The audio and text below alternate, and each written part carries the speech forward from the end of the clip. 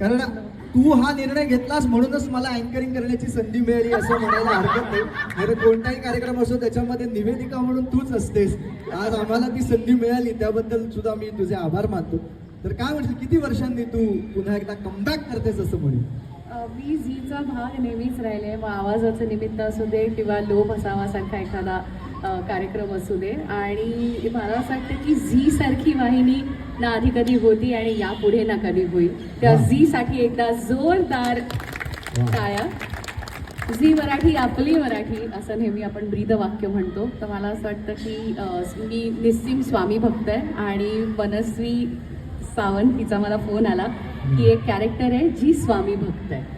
तर मला असं वाटतं की स्वामींनी माझ्यासाठी हा रोल मला दिलेला आहे आणि तो मार्ग दाखवला आहे.